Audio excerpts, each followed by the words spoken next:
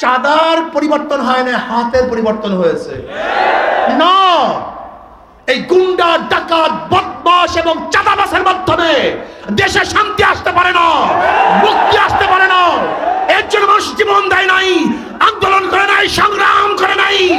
এর জন্য বাংলাদেশের মানুষগুলি রাস্তায় ঝাঁপিয়ে পড়ে নাই। আমাদের জীবনের মায়া ত্যাগ করে রাস্তায় চাঁদাবাজি করার জন্য লাফিয়ে পড়ি নাই, বরং চাঁদাকে বন্ধ করার জন্য লাফিয়ে পড়েছিলাম। বাংলাদেশ আর চাঁদা দেখতে চাই না, গুন্ডামি দেখতে চাই না, মাস্তানি দেখতে চাই না।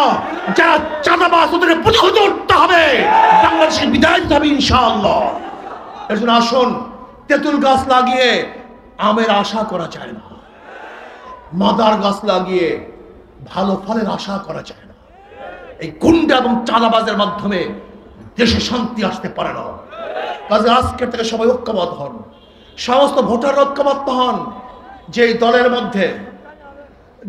দলের মধ্যে চাঁদাবাজ আছে, সন্ত্রাসী আছে, গুন্ডা আছে, মাস্তান আছে, ওদের দল করব না, ওদেরকে ভোট দেব না, ওদের সাথে হাঁটবো না, ওদেরকে সাপোর্ট করব না। যদি আপনারা ঐক্য হন, ভোটার ঐক্য হন, তাহলে কোনো গুন্ডার দেশের ক্ষমতা আসতে পারবে না, কোনো সন্ত্রাসী ক্ষমতা আসতে পারবে না। আজকের থেকে ইনশাআল্লাহ চাঁদাবাজ মুক্ত, গুন্ডা মুক্ত, জুলুম মুক্ত, দুর্নীতি মুক্ত এক দেশ করতে চাই। এর জন্য প্রয়োজন শান্তির প্রতীক হাত পাখা। কথা বলেন না কেন?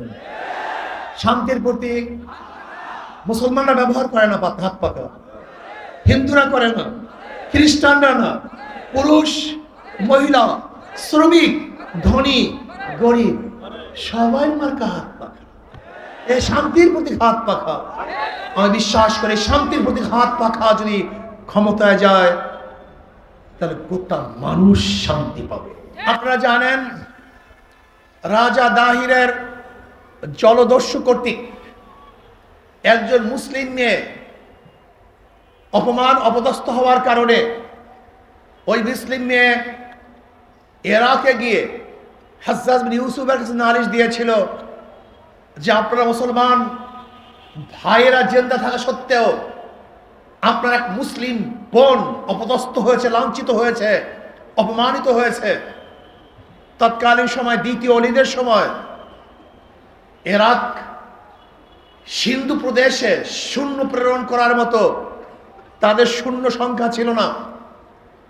কিন্তু মোহাম্মদ বিন কাসিম রহমতুল্লাহ আলাইহি মাত্র 17 বছর যুবক, সে চিন্তা করছে যে মুসলমানের ভাইয়েরা জিন্দা থাকা সত্ত্বেও একজন মুসলিম মেয়ে আক্রান্ত হবে, অপদস্থ হবে, লাঞ্ছিত হবে, আর আমরা জিন্দা থাকবো, তা হতে পারে না। মোহাম্মদ বিন কাসিম 17 বছরের যুবক মাত্র 5000 সৈন্য নিয়ে রাজা দাহিরের 1 লক্ষ সৈন্যের বিরুদ্ধে আক্রমণ করেছিল, রাজা দাহিরকে হত্যা করেছিল, মুসলিম মেয়ের অপদস্থ অপমানের প্রতিশোধ গ্রহণ করেছিল। অথচ আজকে লক্ষ লক্ষ মুসলিম ভাইরা জিন্দা, লক্ষ লক্ষ যুবকরা জিন্দা, হাজার হাজার মানুষ জিন্দা, লক্ষ লক্ষ আলেম ওলামাদের ভারে গোটা বাংলাদেশ। মনে হয় যেন সব জায়গাতেই আলেম, সব জায়গাতেই তোলাবা, সব জায়গাতেই টুপি, সব জায়গাতেই দাড়ি, হাজারো মসজিদ থেকে আজানের ধ্বনি আসে। লেকিন আজকে বাংলাদেশের হাজারো মেয়েরা ধর্ষিতা হয়, হাজারো মা বোনদের চেহারার উপরে এসিড নিক্ষেপ করা হয়, হাজারো মা বোনদেরকে ধর্ষণ করার পরে খুন করা হয়। এই ঘটনা আপনাদের লক্ষ্মীপুরে ঘটেছে, লক্ষ্মীপুরে ঘটেছে এই ঘটনা। অথচ এখন আমরা হাজারো মুসলিম সন্তানরা জিন্দা আছি। আসলে সত্যি বলতে কি, আমরা নামে মুসলমান, কাজে মুসলমান না। সেই চেতনা আমাদের মধ্যে নাই, সেই শান মান আমাদের মধ্যে নাই। নবী আলাইহিস সালাতু ওয়াস সালামের শান এবং মান আমাদের শিক্ষা দিয়েছিলেন, সেই শান মান আমাদের মধ্যে নাই। আব্দুল্লাহ ইবনে হুযায়ফা রাদিয়াল্লাহু তাআলা আনহু হেরাক্লিয়াসের দরবারে ঢুকেছিলেন মাথা নত করে নয়, মাথা উঁচু করে।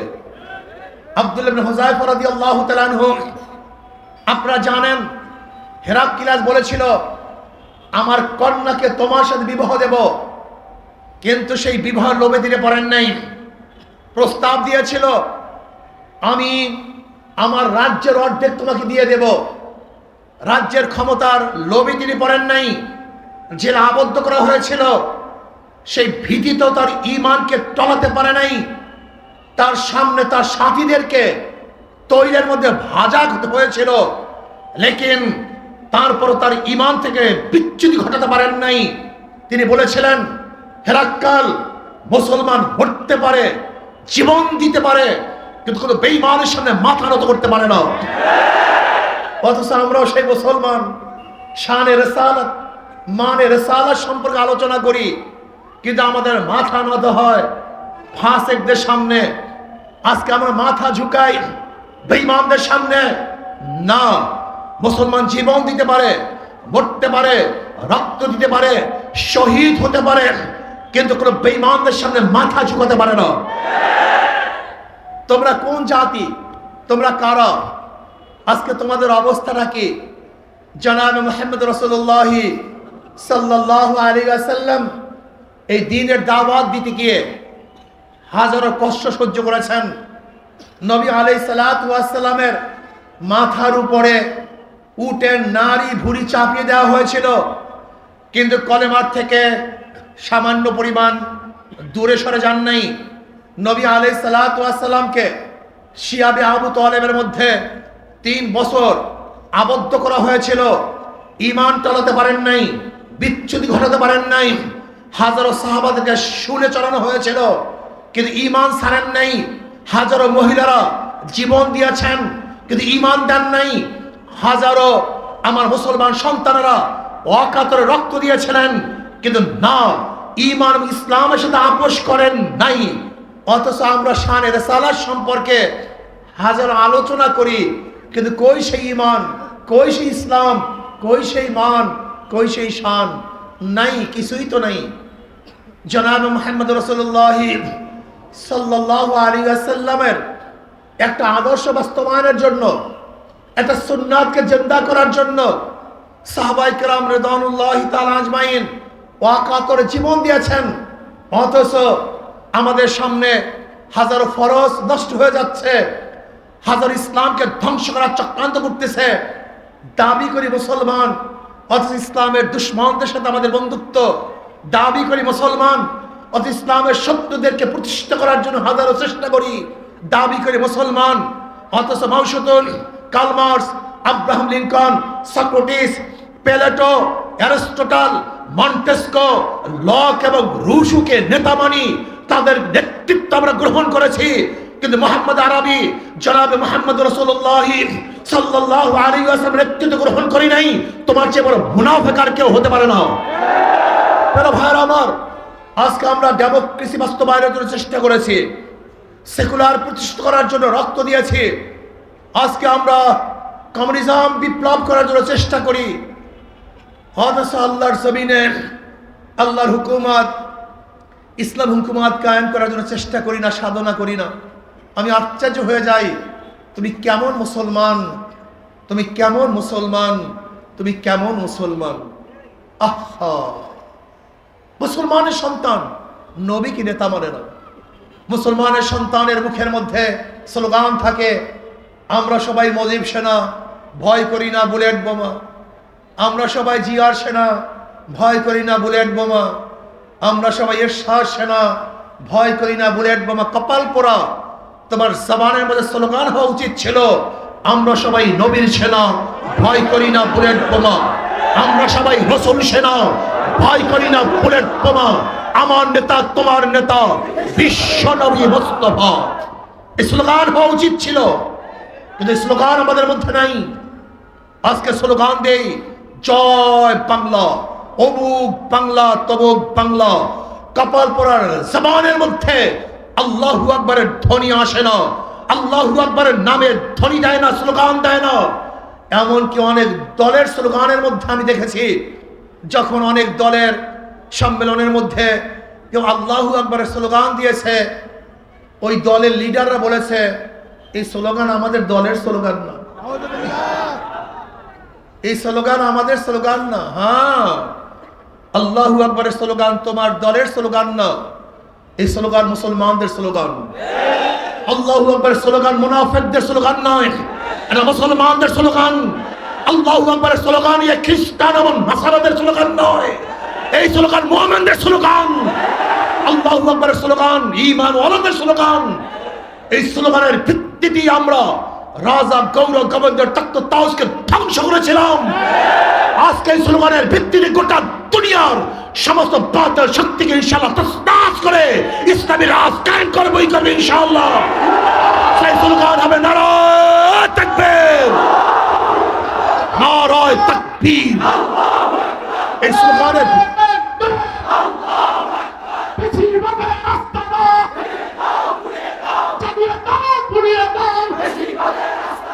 আজকের থেকে স্লোগান হবে আমরা সবাই নবীর সেনা, ভয় করি না বুলেট বোমা। আমরা সবাই নবীর সেনা, আমরা সবাই রাসূল সেনা।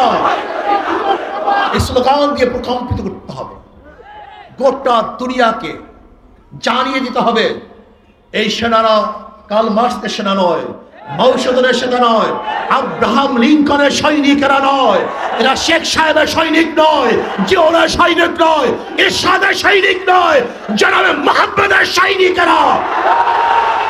এরা আল্লাহর নবীর নেতৃত্ব ব্যতীত অন্য কারো নেতৃত্ব মানতে পারেন না, মানবেন না ইনশাআল্লাহ।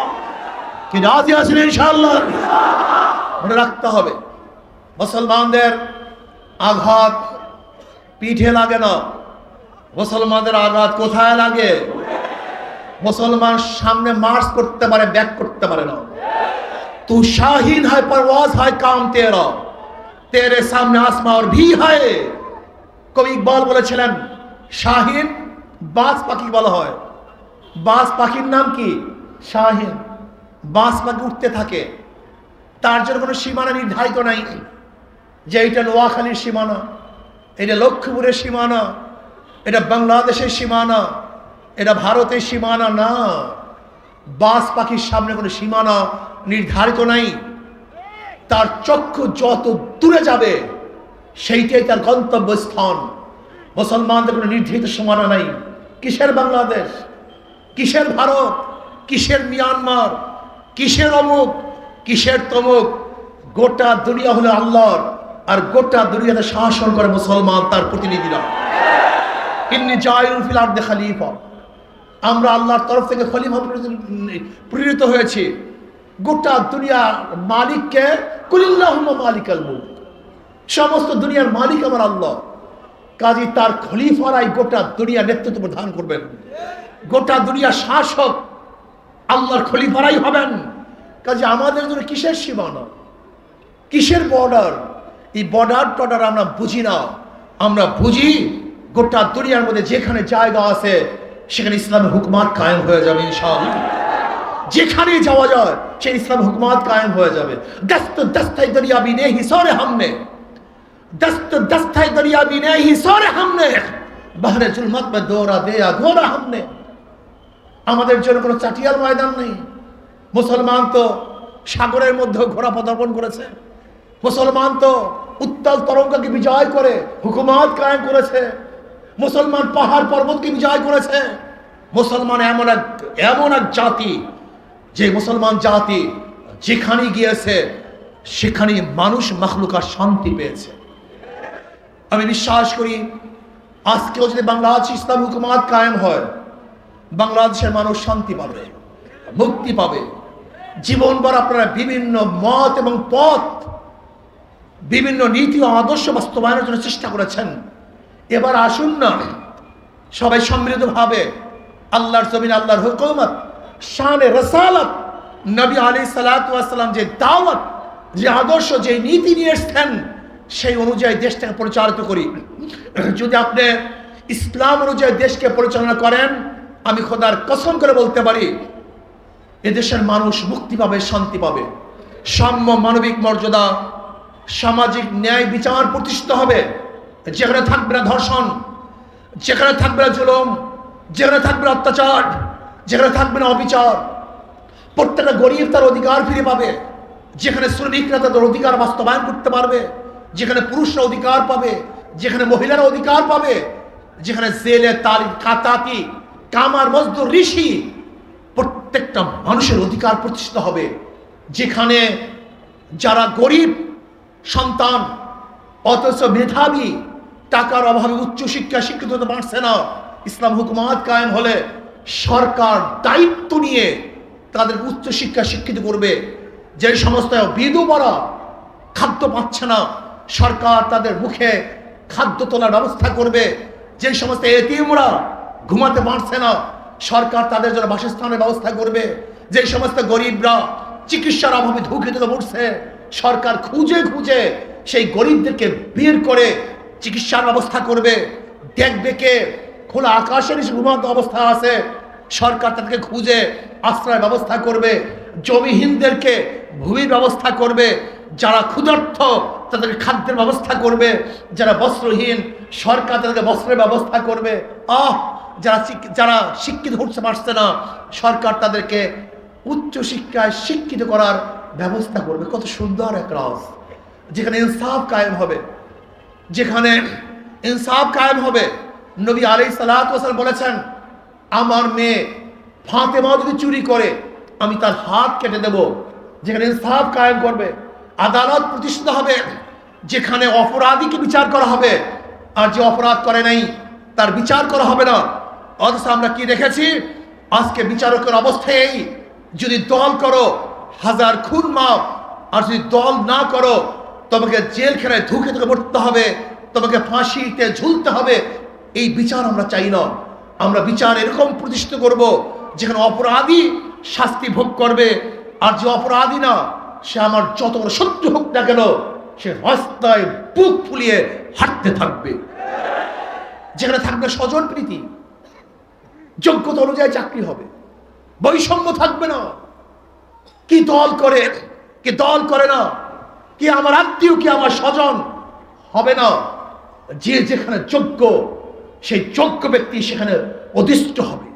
ইসলামী হুকুমাত কায়েম হলে কেউ খাবে কেউ খাবে না তা হবে না, কেউ পরিধান করবে কেউ পরিধান করবে না তা হবে না, কেউ হাসবে আর কেউ কাঁদবে না। ইসলামী হুকুমাত হলে হাসবো, সবাই সমৃদ্ধভাবে হাসবো, কাঁদবো সবাই সমৃদ্ধভাবে কাঁদবো, খাবো সবাই সমৃদ্ধভাবে খাবো, আনন্দ ফুর্তি করব, সবাই সমৃদ্ধভাবে আনন্দ ফুর্তি করব। প্রত্যেকের দুঃখে দুঃখিত হব, প্রত্যেকের সুখে সুখী হব। এর নাম ইসলাম হুকুমত, যেখানে সাম্যতা হবে, মানবিক মর্যাদা প্রতিষ্ঠিত হবে। আশরাফুল মাখলুকাত এই মানুষ, ঋষিও একজন মানুষ, কামারও একজন মানুষ, জেলেও একজন মানুষ, তাঁতিও একজন মানুষ, ন্যাংরা লুলা সে আশরাফুল মাখলুকাত।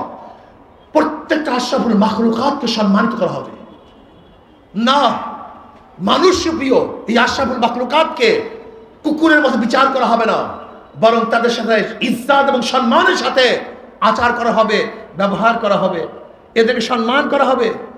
যেখানে থাকবে মানবিক মর্যাদা, সামাজিক ন্যায় বিচার প্রতিষ্ঠিত হবে।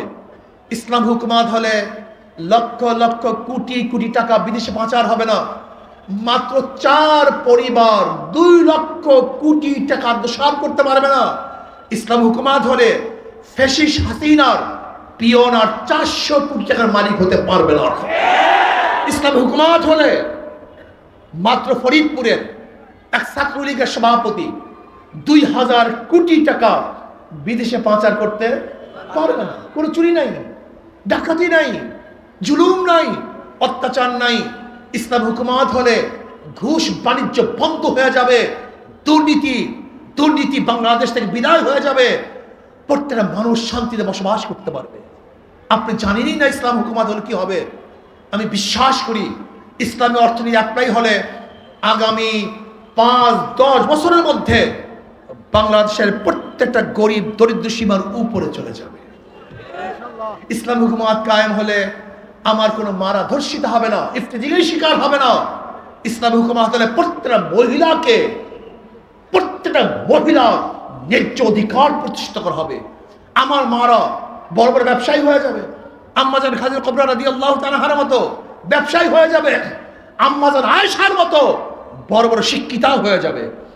আমার মা বোনেরা তারা ব্যবসা করবে, তারা শিক্ষিত হবে, তারা ন্যায্য অধিকার পাবে। ইসলাম হুকুমাত হলে প্রত্যেকটা যুবক আদর্শবান হয়ে যাবে, নীতিবান হয়ে যাবে, চরিত্রবান হয়ে যাবে, এবং শ্রমিক মালিকের সাথে কোনো ভেদাভেদ থাকবে না। আপনি বিশ্বাস করবেন না, ইসলাম হুকুমাত যদি কায়েম হয়ে যায় তাহলে মনে করবেন যে গোটা বাংলাদেশটা জান্নাতের পরিবেশ হয়ে গেছে। 53 বছর পর্যন্ত বিভিন্ন হুকুমাত দেখেছেন, এইবার কি ইসলাম হুকুমাত দেখতে আপনারা চান না? সবাই কি সবাই চান না? আলহামদুলিল্লাহ। একটা বারের জন্য পরীক্ষা করতে চান না আপনার ইসলাম হুকুমাত? সবাইকে চান? কারা কাছে আল্লাহু আকবার, হাত নামাই আলহামদুলিল্লাহ। চেষ্টা করুন, সাধনা করুন। চোরে শোনে না ধর্মের কাহিনী, চোরে শোনে না এই সমস্ত ভালো বয়ান, চোর শুনবে না, দুর্নীতিবাজ শুনবে না। আমি বিশ্বাস করি যতদিন পর্যন্ত দেশ পরিবর্তন করবেন, দল পরিবর্তন করবেন, নেতা পরিবর্তন করবেন, যদি নীতি আদর্শ পরিবর্তন না করেন দেশে শান্তি পাবেন না। একজনের নাম এ, একজনের নাম বি, একজনের নাম সি। এও চো, বিও চো, সিও চো। ক্ষমতা আছে এ, সে কি করবে? হটাও এ, বসাও বি, সে কি করবে? হটাও বি, বসাও সি, কি করবে? কারণটা কি? নেতার দলের পরিবর্তন হয়েছে, নীতি আদর্শের পরিবর্তন হয়নি। ওসি সাহেব ট্রান্সফার হয়, ঘুষ সাহেব জায়গায় থাকে। এসপি সাহেব ট্রান্সফার হয়, কিন্তু ঘুষ সাহেব গদির মধ্যে বসা থাকে। ডিসি সাহেব চলে যান, কিন্তু দুর্নীতি সাহেব অফিস ছেড়ে যান না। শুধু দল, শুধু দেশ, শুধু ব্যক্তি পরিবর্তনের মাধ্যমে কোনোদিন শান্তি আসতে পারে না। দুর্নীতি দূর হতে পারে না চোরের মাধ্যমে, চুরি বন্ধ হয় না। দুর্নীতিবাজের মাধ্যমে দুর্নীতি বন্ধ হয় না। ধর্ষকের মাধ্যমে ধর্ষণ বন্ধ করা যায়। আমরা কি দেখেছি 5ই আগস্টের পরে? এতদিন চাঁদা গ্রহণ করছে লেন্টু, 5ই আগস্টের পরে চাঁদা গ্রহণ করে ফেন্টু। নাকি ভুল বললাম ভাই? 5ই আগস্টের আগে সন্ত্রাস ছিল মিন্টু, এখন সন্ত্রাসী কেন্টু।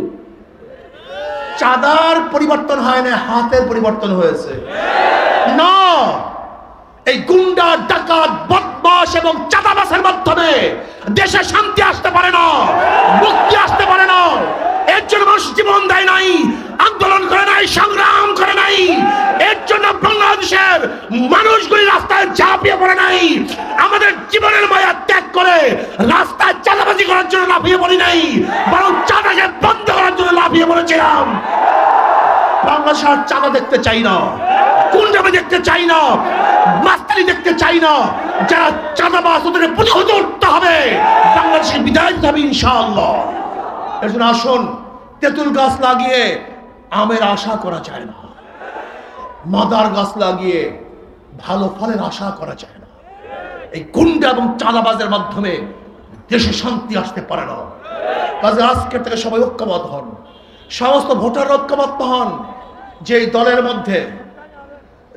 দলের মধ্যে চাঁদাবাজ আছে, সন্ত্রাসী আছে, গুন্ডা আছে, মাস্তান আছে, ওদের দল করব না, ওদেরকে ভোট দেব না, ওদের সাথে হাঁটবো না, ওদেরকে সাপোর্ট করব না। যদি আপনারা ঐক্য হন, ভোটার ঐক্য হন, তাহলে কোনো গুন্ডার দেশে ক্ষমতা আসতে পারবে না, কোনো সন্ত্রাসী ক্ষমতা আসতে পারবে না। আজকের থেকে ইনশাআল্লাহ চাঁদাবাজ মুক্ত, গুন্ডা মুক্ত, জুলুম মুক্ত, দুর্নীতি মুক্ত এক দেশ করতে চাই। এর জন্য প্রয়োজন শান্তির প্রতীক হাত পাখা।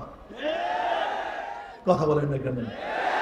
শান্তির প্রতীক মুসলমানরা ব্যবহার করে না হাত পাখা, হিন্দুরা করে না, খ্রিস্টানরা না, পুরুষ, মহিলা, শ্রমিক, ধনী, গরিব, সবাই মার্কা হাত পাখা। এই শান্তির প্রতীক হাত পাখা। আমি বিশ্বাস করি শান্তির প্রতীক হাত পাখা যদি ক্ষমতায় যায় তাহলে গোটা মানুষ শান্তি পাবে, গোটা মানুষ মুক্তি পাবে। কাজে সব মার্কার দেখা শেষ, হাত পাখা বাংলাদেশ। সব মার্কা দেখা শেষ। এছাড়া প্রয়োজন পিয়ার সিস্টেমে নির্বাচন, সংখ্যানুপাতিক হারে নির্বাচন। সংখ্যানুপাতিক হারে নির্বাচন হলে নমিনেশন বাণিজ্য চলবে না, পেশি শক্তি ব্যবহার করতে পারবে না, কালো টাকার সয়লাভ হবে না, মানুষ ব্যক্তিকে ভোট দিবে না, বরং মার্কায় ভোট দিবে। ধরে নেন যদি হাত পাকা প্রতীক 30% ভোট পায়, কাউন্ট ভোটের 30% যদি ভোট হাত পাখায় পায়, তাহলে তারা সংসদে আসন যাবে 90। কত? 90। যেখানে ফ্যাসিস্ট আর তৈরি হবে না, জাতীয় সরকার নির্বাচিত হবে। জাতীয় সরকার, জাতীয় আদর্শ, প্রত্যেকটা মানুষ তার আদর্শ অনুযায়ী কথা বলতে পারবে। এইটাই তো চাই আমরা সংসদে। কাজে পিআর সিস্টেমে নির্বাচন সবাই চাইতো, আলহামদুলিল্লাহ।